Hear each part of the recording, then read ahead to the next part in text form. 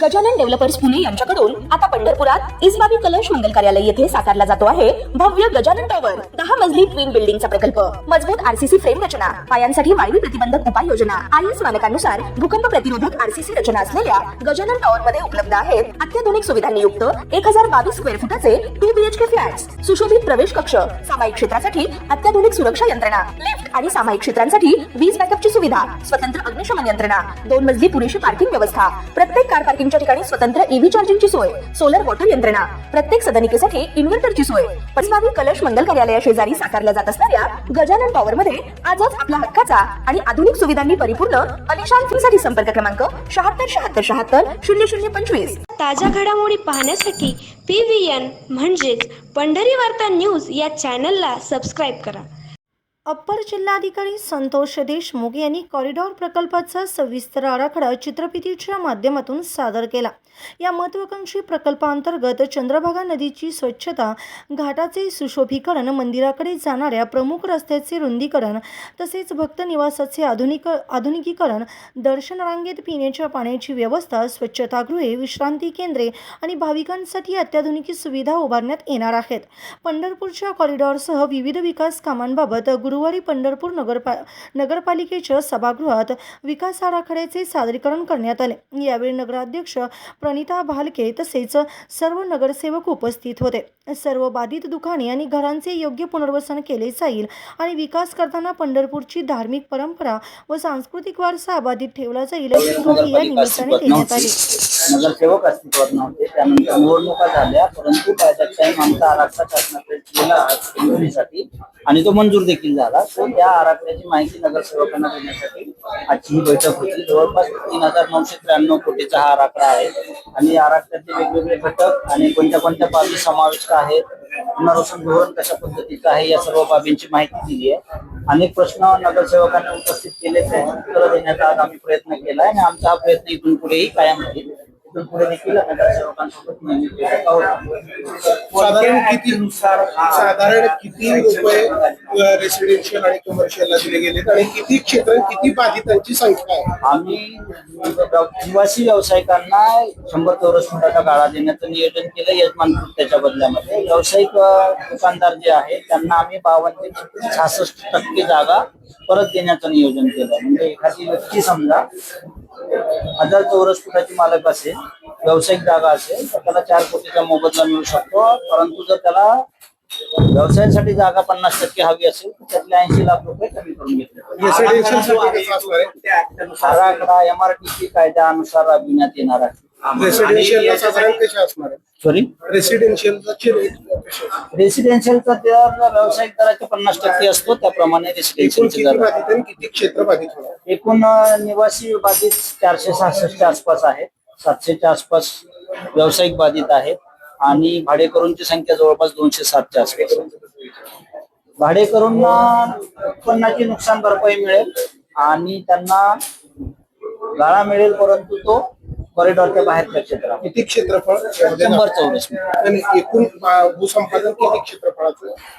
भूसंपादन जवळपास 6 हेक्टरचं भूसंपादन आहे, म्हणजे 15 एकर जागा इथली भूसंपादित केली जाणार आहे। संभाव्य बाधितांना कॉरिडॉरचा नकाशा मान्य नसेल किंवा त्यांचा आक्षेप असेल तर कायदेशीर प्रक्रिया यापूर्वी जेव्हा आपण MRTP कायद्याअंतर्गत 37(2) चा प्रस्ताव केला होता, त्यावेळेस देखील आपण लोकांचे आक्षेप मागवले होते। 2000 पेक्षा जास्त आक्षेप आले होते आणि ते आपण शासनाकडे पाठवले होते। याच्या नंतर जेव्हा भूसंपादनाची प्रक्रिया सुरू होईल तेव्हा प्रत्येक मालमत्ता धारकांना नोटीस दिली जाईल, त्यांचं म्हणणं ऐकून घेतलं जाईल। परंतु नकाशा आम्हाला मान्य नाही, याच्यावरती जर आराखडा मंजूर झाला असेल, DP मंजूर झाला असेल तर त्यामध्ये बदल होणं माझ्या दृष्टिकोनातून शक्य नाही। याचा अहवाल नगर विकास विभागामार्फत शासनाला सादर झाला। बहुतांशी हरकती या कॉरिडॉर करण्यात येऊ नये अशा पद्धतीच्या होत्या। जेव्हा कॉरिडॉरची आवश्यकता निर्माण झालेली आहे तेव्हा अशा पद्धतीच्या हरकतींवर शासनाने जो निर्णय घेतला आहे तो म्हणजे DP मध्ये विकास आराखड्याचा समावेश करण्याचा निर्णय झालेला आहे। जिओलॉजिकल सर्वे झालाय का? प्रकल्प आहे त्याच्याबद्दल काय मत आहे त्याचं? आता होणार आहे सर, जिओलॉजिकल सर्वे हा प्रकल्प राबवण्याच्या अगोदरची गोष्ट आहे. हा. करतो ना आपण, करणार. नाही, तो प्रकल्प करायच्या आधी 83ची पुनरावृत्ती 1% देखील होणार नाही, 1% देखील होणार नाही. प्रत्येक गोष्ट पारदर्शक पद्धतीनं, कारण हा प्रकल्प अतिशय वरिष्ठ दर्जाच्या पदाधिकारी असतील, माननीय मुख्यमंत्री असतील, माननीय उपमुख्यमंत्री महोदय असतील, यांच्यासाठी अतिशय महत्वाचा आहे. लाखो वारकऱ्यांच्यासाठी महत्वाचा आहे आणि त्यामुळे याच्यामधल्या पारदर्शकतेबद्दल कोणतीही तडजोड केली जाणार नाही. साधारणपणे एन्व्हायरमेंटल सर्टिफिकेट घेतले आतापर्यंत काय त्याच्यात मी अशा पद्धतीचे प्रश्न उपस्थित केले जाऊ शकत नाही. तुम्ही माझ्या आराखड्यामध्ये जेव्हा मी नोटीस काढेल, तुम्हाला जर ऑब्जेक्शन असेल ना, तर तुम्ही योग्य फोरम पुढे त्याला चॅलेंज करा. त्या फोरम ठरवता येईल. झाला का नाही आम्ही जे सर्वे झाले ते तुम्हाला सांगू. मूलभूत हक्क आहे. मी तुम्हाला मूलभूत उत्तरच देतो आहे. मी तुम्हाला उत्तरच देतो आहे. उत्तर मिळणं अपेक्षित आहे. तुम्हाला माझ्याकडून तोंडीच उत्तर कशासाठी हवं? मी लेखी देतो. तुम्ही लेखी मागा, मी लेखी देतो. लेखी उत्तर काय असणार आहे ते सांगणं गरजेचं आहे.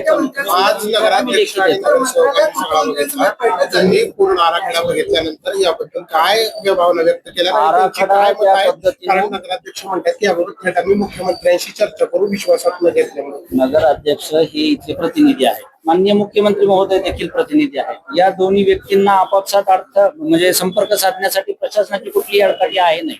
म्हणजे एखाद्या सभेमध्ये त्यांना बोलता नाही आला असं कदाचित त्यांचं म्हणणं असू शकतं, पण यानंतरही त्यांना अनेक वेळा माननीय मुख्यमंत्री महोदयांशी बोलता येईल.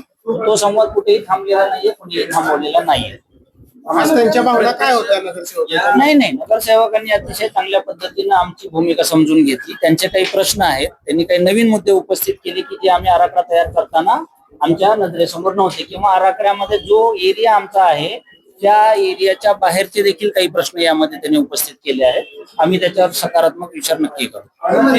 प्रेझेंटेशनच्या वेळी समाजाशी संपर्क करताना कशा प्रकारच्या सूचना दिल्या? हे पहा, शासनासाठी हा प्रकल्प महत्वाकांक्षी आहे का? तर हो आहे. परंतु एवढा मोठा प्रकल्प राबवत असताना स्थानिकांना ज्यांच्या मालमत्तांना ज्यांच्यापासून विक्रय केलं जात आहे त्या मालमत्ता धारकांशी चर्चा करण्याचे प्रत्येक प्रकारचे प्रयत्न आम्ही केलेले आहेत. इथून पुढे करत राहू आणि आमच्याकडून त्यांच्या काही मागण्या पूर्ण होत नसतील तर ही आमची जबाबदारी आहे की त्यांच्या मागण्या आम्ही शासनापर्यंत पोहोचू. आम्ही त्या भूमिकेपासून कुठेही दूर हटणार नाही ही आमची भूमिका. बाधित होणाऱ्या नागरिकांना कशा देईन का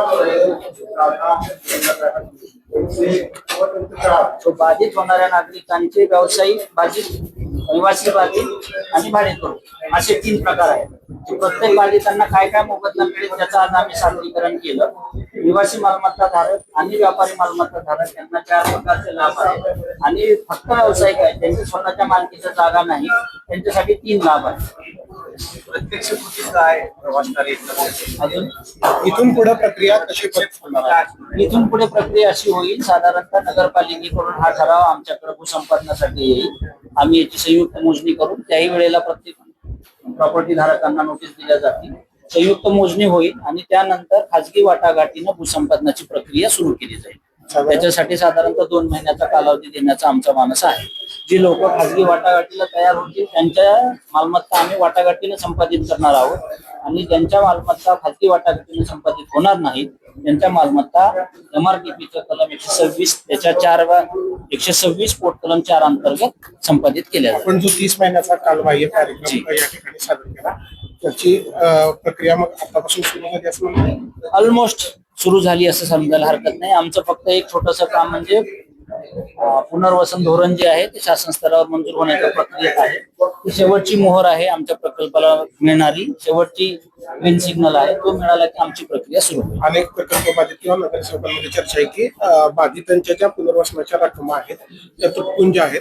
काही लोकांनी म्हणले की व्यावसायिक किंवा इथल्या बाजारभावापेक्षाही जास्त अपेक्षित आहे, यासाठी त्यांना मार्ग असणार आहे. कसं आहे की मार्ग आहे आणि आम्ही दाखवत नाही असा प्रयत्न आम्ही कधीही केला नाही, करणार नाही.